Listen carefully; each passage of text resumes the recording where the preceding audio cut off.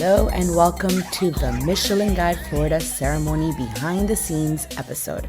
I am your host, Brenda Pope-Ritkin, owner of thewetpalette.com and all of its accompanying social media accounts: X, Twitter, Facebook, Instagram, TikTok, YouTube, Pinterest, and Threads. If this is your first time listening in, here is the quick scoop. I have been covering the MICHELIN Guides Florida Potential and Eventual Guide since 2014, first on the blog and now also on the podcast. Today I will cover the latest ceremony. I will take you behind the scenes as things unfolded, give you a glimpse of what the actual event was like since I always get so many questions about it. Woven in, I will go through my opinion on the results, and as you all know, I never hold back. On April 18th, the MICHELIN Guide headed to Tampa for its third official ceremony. The first one was held in Orlando at the Ritz. You can find that recap in full on episode 13. And the second one was in Miami last year at the Marlins Stadium, or whatever it's called today. I don't know. To me, it's always Marlins Stadium. That one was recapped on episode 29. Third time's the charm? Absolutely. I wasn't expecting much, to be honest, but Tampa proved it would not be left behind. They came to play, and dare I say it, they won. The event was chic, exclusive, and grand. I have now attended 4 MICHELIN ceremonies to date, and this was the best one by far. The ceremony was held at the Tampa Edition Hotel. I drove up and I stayed there as well, which made it super convenient. MICHELIN guests staying at the hotel received an in-room French-inspired treat by the hotel team. It was a box in the shape of a vintage MICHELIN guide, super cool. It was propped open, served on a plate with a chocolate ganache, a cannelle, and a madeleine inside. In addition, there was a pre-mixed Campari and vermouth cocktail, which was way strong. Doors to the event were set to open by 6:30. The guests filled the lobby area with much anticipation, of course, and awaited the green light to enter. I actually noticed extensive security detail all night. I'm not sure why. Everywhere you looked, there was security. Something I have never noticed at any of the other ceremonies, not even the New York one late last year. Once the doors opened, the guests were led to the first elevator, which led to a check-in floor where you received your event bracelet, and then you were granted access to the second elevator ride that took you to the actual event space. There were 3 luxe lounge areas with open bars, plush sofas, and bites provided by the Edition Hotel, which, by the way, they rocked it the entire day.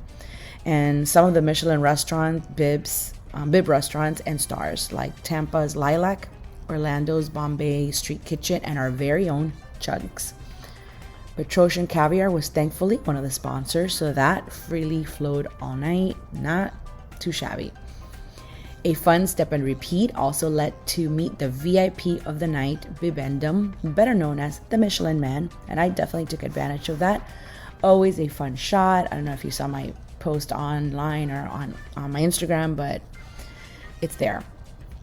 The stage was just off one of the lounge areas, and they usually announce that it's about to begin and encourage guests to start making their way to the main stage. And I always take advantage of this because the guests are like children and they need to be told several times. Well, I always make my way right away, and because of that, I always have a front row view. Score for me. There's always some type of seating area right up front, usually taken up by the tourism board staff, because for whatever reason, the chefs prefer to hide out somewhere in the crowd and they never take advantage of that seating.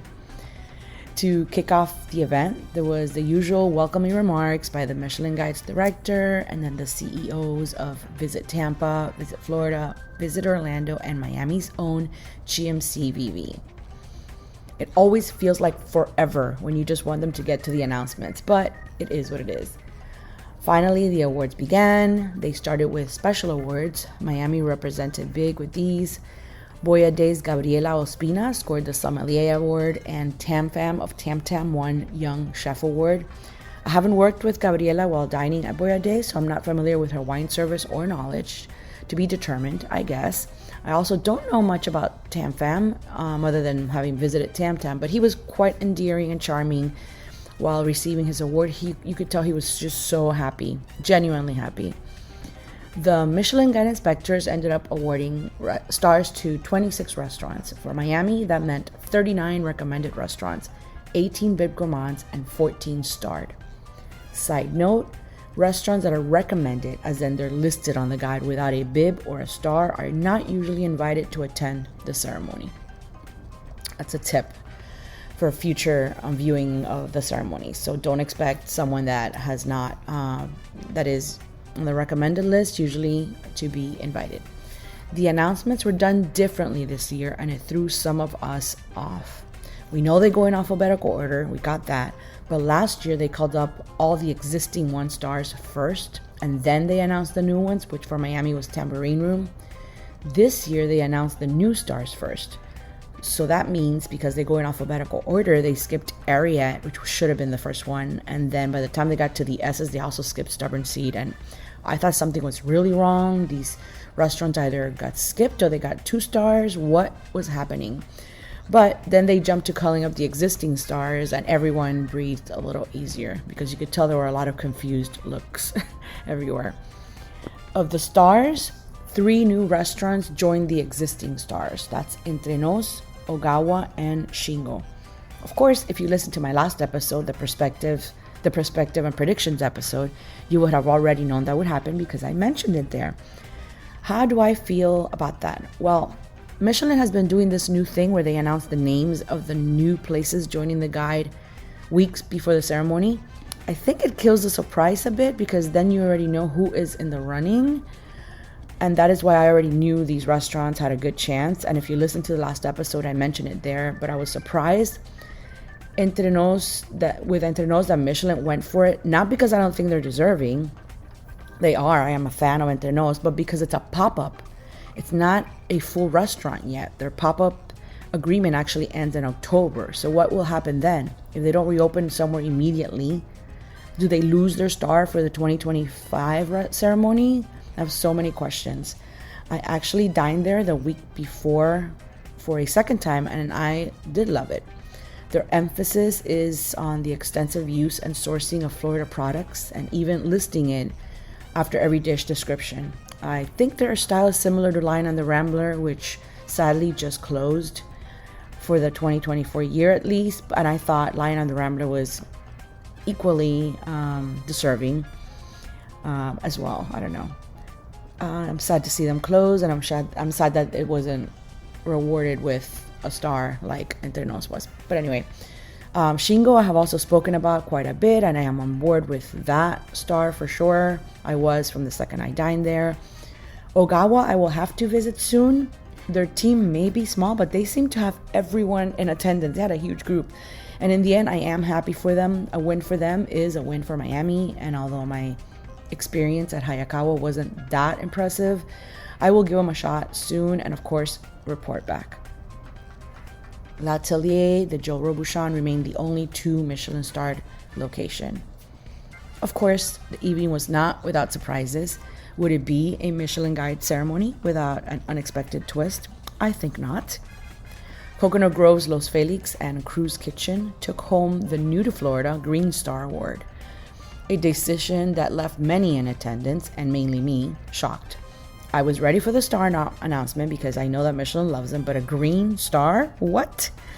The award was widely expected to go to longtime Miami chef Niven Patel of Bib Gourmand Restaurant Guy, who is known for his farm-to-table approach for, I think, the last almost 9-10 years, almost. Patel resides at and owns and operates a 2-acre farm in Homestead, Florida, which is the primary source of produce for his restaurants. Then I even thought, well, maybe Los Felix isn't getting a star and Michelin is doing this Green Star Award as a decoy. No sé. As I have established in probably every single Michelin episode I've recorded, the Michelin thing with Los Felix is the one thing that had always stumped me and apparently continues to do so. You will be surprised to know that I spent some time during the Michelin after party talking to Josh Hackler, partner at Los Felix and Cruz, and I even spoke to Chef a little bit. Yes, they are aware of me not being a Los Felix fan, and I think he was so gracious to even have a conversation with me after I have been so harsh on Los Felix. I asked him why, in his opinion, he thought they received a green star. He shed some light into it, like mentioning their elimination of using seed oils, instead switching to rain-fed sugarcane plants and investing in tiny farms, a small farm that produces vegetables using natural methods for the Miami metro area, helping it stay afloat, he said. Now, I know they aren't the only ones using tiny farms, so that can't be it. It also can be their use of, quote, suppliers of local fish species and work with grass-fed, grass-finished meats, lambs, and heritage pork, since many of our restaurants currently do that as well. So that conversation isn't over. That wasn't the time and the place for us to have that long discussion, although we did speak for a while. So stay tuned for more on that topic. The other surprise most didn't notice until later in the night was the absence of the Den at Azabu. They no longer have a star and have been downgraded to a selected recommended restaurant. On my end, I visited several times last year and I thought it was great. Someone mentioned it could perhaps be because chef at Sushi is leaving, but I don't see how, if true, that would affect on their performance this year. They either did great or they didn't. So the guide made way for Ogawa over the Den. Did they not want to have too many omakases on the list? That shouldn't be a factor, right? I'm not sure what the answer is on that one, but I am working on figuring it out. Overall, the camaraderie amongst our South Florida's finest luminaries was displayed to the world. I noticed, more like I heard, the Miami stars coming together to take the stage for a photo op, and they were wildly chanting 305, 305, our area code, and a testament to our city's culinary pride. I mean, I sure didn't see Orlando and Tampa do that. It had to be Miami. Miami had to Miami, and I was there for it because, of course, I was also chanting along. Immediately following the ceremony, the Addition's rooftop pool opened for event guests at the official after party, and it kicked off then. The festivities continued. They had a grilled tomahawk by Halperns that I am still thinking about, and a decadent dessert spread that I am not ashamed to say I visited several times. An open bar, live music, and made to other weather sealed the night. The post-ceremony activities were actually a perfect way to unwind and celebrate the success of quite the stellar evening. I won't say names, but by the time the night ended, just before midnight, there was some 305 fun pool action, which I thought was harmless, but the Addition security did not find amusing. And if you followed my stories, then you know. That was really fun. What else? Let's see. Many of you were surprised that some of your favorite restaurants were missing, but remember that as much as Michelin musings remain a mystery, there are some things and patterns that one can watch and are fact. I have yet to attend a ceremony where a restaurant receives a star, but the team isn't invited. Also, again, Michelin now leaks their own editions before the ceremony, and then we wait to see how and if they even place. So, Viola, for example, as much as I'm their biggest advocate, I knew they were not listed besides on the recommended list. I wasn't expecting a random announcement, as much as I would welcome it. The big ifs, if they are announced ahead of time, if they're invited to the ceremony, if they didn't land on the bib list, then it's more likely that a restaurant will be a star. I won't go also into which ones I think should have placed and didn't, because I already did that deep dive on episode 44, the one right before this one. So you might want to head over there if you want more insight on my opinion on those, because repeating it here would just be just that, repeating it, and I'm not going to do it. What I would like to do now is move a little forward. We know the existing contract for Florida and the Michelin Guide has expired. They're in talks to renew and revise terms, and I don't know what those are. The idea is that either Broward or Palm Beach are added next, or maybe they move to a whole state status, which would be game-changing. I think it's too soon for that, but it's not off the table completely. If it's just Broward and Palm Beach, a prediction I stand by is that Mass, that's MAASS, is used as the Broward leading restaurant, and Conroe, KONRO, in Palm Beach. Would they even start them at 2 stars? I'm not sure. Conroe is seemingly performing as a 2-star. I haven't been in yet, but I have been closely following. I will have a concrete opinion on that soon.